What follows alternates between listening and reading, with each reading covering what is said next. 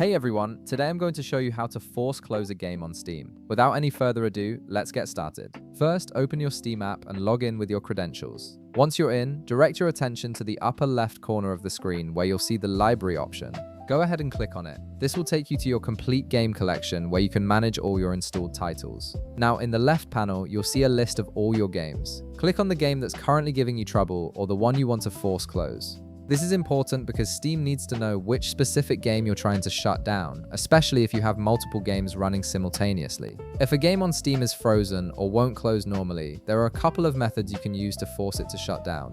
Let's start with the built-in Steam option, which is usually the quickest solution. With your game selected in the library, look for the stop button and click it. Steam will immediately recognize that you want to terminate the game process.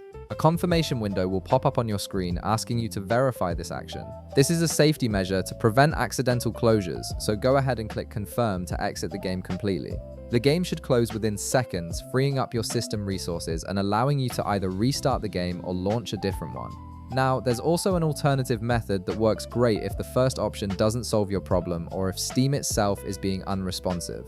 This method uses Windows Task Manager, which gives you more direct control over running processes on your computer. In the bottom left corner of your screen, click on the search bar, type in Task Manager, and wait for the application to appear in the search results. Click on the Task Manager app that shows up. This will open a window displaying all currently running applications and processes on your system. Once Task Manager is open, look through the list of running applications until you find your game. Right-click on the game, and from the menu that appears, select End Task. This forces Windows to immediately terminate the game process, which is particularly useful when a game is completely frozen and not responding to any other commands. And that's it. You've successfully force closed your game using either Steam's built-in stop feature or through Windows Task Manager. If this video helped you out, be sure to leave a like, subscribe, and I'll see you in the next one.